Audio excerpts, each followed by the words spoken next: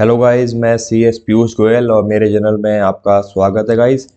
आज के वीडियो में हम डिस्कस करने वाले हैं उन लोगों के लिए जो कि शेयर मार्केट में किसी भी प्रकार से शेयर की खरीद बेच करते हैं या फिर शेयर मार्केट में ट्रेडिंग करते हैं या फिर शेयर मार्केट में फ्यूचर एंड ऑप्शंस के अंदर ट्रेडिंग करते हैं।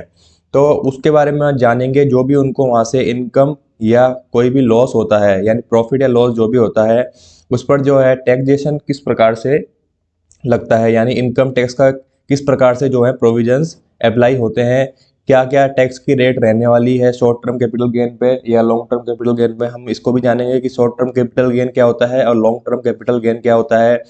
क्या ये लॉन्ग टर्म कैपिटल गेन की जो छूट है वो हमें मिल सकती है या नहीं मिल सकती, या और शॉर्ट टर्म कैपिटल गेन पर किस प्रकार से जो है टैक्स लगता है and long term capital gain पर किस प्रकार से जो है टैक्स लगता है। तो आज इस वीडियो में हम कंप्लीटली डिस्कस करने वाले हैं।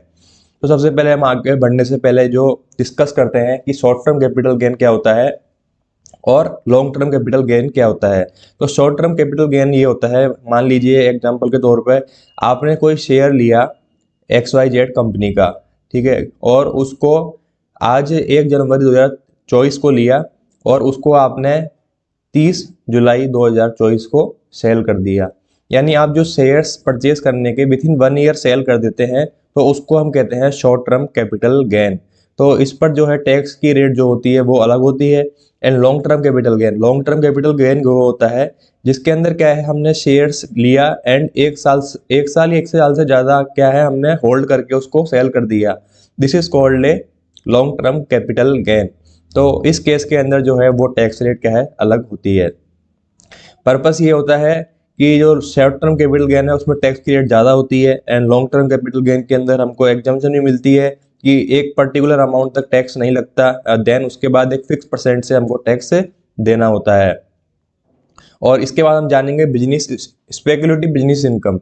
स्पेकुलेटिव बिजनेस इनकम में क्या आ जाता है, जैसे कि आपने एफ&ओ में किया या फिर इंट्राडे ट्रेडिंग की तो उस केस में जो भी आपको प्रॉफिट हो रहा है तो वो कहलाती है स्पेकुलेटिव बिजनेस इनकम। ठीक है गाइस, अब हम चलते हैं कि जो आपकी स्टॉक मार्केट से प्रॉफिट होता है उसके अंदर क्या क्या रेट जो टैक्स की रेट है वो रहने वाली है। जो शॉर्ट टर्म कैपिटल गेन होता है, जैसा कि मैंने आपको बताया था अभी, शॉर्ट टर्म कैपिटल गेन उस पर जो है फ्लैट 15% की जो है रेट से आपके ऊपर टैक्स लगता है।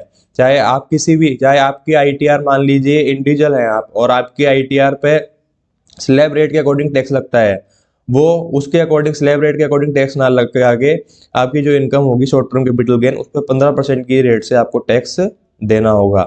ठीक है गाइस, इसके अलावा जो है लॉन्ग टर्म कैपिटल गेन, जो लॉन्ग टर्म कैपिटल गेन होता है वो 1 लाख रुपए तक अगर आपका लॉन्ग टर्म कैपिटल गेन है तो उस पर कोई भी आपको टैक्स नहीं देना है फाइनेंशियल ईयर के अंदर। बट अगर 1 लाख से ज़्यादा है तो जितना 1 लाख है उस पर तो आपको कोई भी टैक्स नहीं देना, पर 1 लाख से जितना भी ज़्यादा है उस पर आपको 10% की रेट से जो है टैक्स देना होगा। तो इसके अलावा इस पर जो इंडेक्सेशन होता है, मतलब जैसे कैपिटल गेन में हम कैपिटल गेन निकालते हैं, जैसे प्रॉपर्टी सेल करते हैं तो उसमें इंडेक्सेशन का हम फायदा लेते हैं, तो इस केस के अंदर जो कोई भी इंडेक्सेशन का फायदा हमको नहीं मिलता। जैसे हम एग्जाम्पल समझते हैं कि आपको टैक्स किस प्रकार से कैलकुलेट करेंगे। जैसे मान लीजिए हमने बाय किए शेयर्स ABC लिमिटेड के 1/1/2023 को 100 रुपये के हिसाब से, परचेस प्राइस 100 रुपये के हिसाब से 100 शेयर परचेस किए। सेल कर दिए हमने ABC लिमिटेड के शेयर 30 जून को 2023 को 100 शेयर 120 रुपये के हिसाब से। ठीक है गाइस, तो हमने क्या किया इसके अंदर long short term capital gain किया क्योंकि हमने विद इन 1 ईयर शेयर जो है सेल कर दिए, तो 20 रुपये के हिसाब से हमको प्रॉफिट हो गया। और हमने इसमें से क्या है, हमने जितनी भी स्टैम्प ड्यूटी दी है, STT दिया है, तो वो सारी चीज़ हम घटा के यहाँ पर हमको होगा शॉर्ट टर्म कैपिटल गेन 1900 रुपये का। लॉन्ग टर्म कैपिटल गेन जो होगा वो इन सब ट्रांजेक्शन से होगा, तो वो हो रहा है टोटल 4750 रुपये। तो आपका लॉन्ग टर्म कैपिटल गेन तो पूरा एग्जाम्प्ट है, इसके अंदर आपको कोई भी पेमेंट टैक्स की रिक्वायरमेंट नहीं है। And short term capital gain पे आपको 15% की फ्लैट रेट से जो है टैक्स देना पड़ेगा। स्पेकुलेटिव बिजनेस इनकम पर भी जो है आपको टैक्स देना होगा। तो यहाँ पर आपका जो है शॉर्ट टर्म कैपिटल गेन है कितना, 1900 रुपये, जो कि 15% की टैक्स रेट से आपको टैक्स देना पड़ेगा, जिससे कि आपकी टैक्स लाइबिलिटी आएगी वो 285 रुपये निकल के आएगी। जो लॉन्ग टर्म कैपिटल गेन है वो है 4750 रुपये। 4750 रुपये पर आपको 10% टैक्स देना होगा। पर क्यों नहीं देना होगा, क्योंकि आपकी जो इनकम है ये लॉन्ग टर्म कैपिटल गेन्स है वो 1 लाख रुपए के अंदर है, तो यहाँ पर आपको जो है टैक्स देने की कोई भी रिक्वायरमेंट नहीं है। और जो स्पेकुलेटिव बिजनेस इनकम पे जो आपको ये प्रॉफिट या लॉस जो भी हो रहा है उस पर आपको टैक्स देना होगा as per your slab rate, यानी जो भी आपकी जितनी भी आपकी इनकम है, जो भी आपकी स्लैब रेट आ रही है उसके अकॉर्डिंग आपको यहाँ पे टैक्स देना होगा।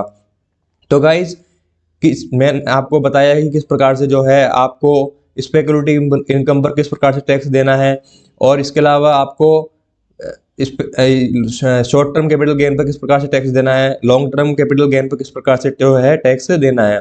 तो अगर यहाँ पे मोटा मोटी हम क्रक्स निकाल के देखें तो स्पेकुलेटिव इनकम होती है तो उस पर आपको अपनी टैक्स जो स्लैब रेट है उसके अकॉर्डिंग टैक्स देना है, ठीक है।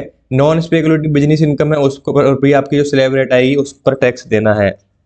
इस प्रकार से जो है आप ये जो टैक्स का स्ट्रक्चर है वो इस प्रकार से रहने वाला है।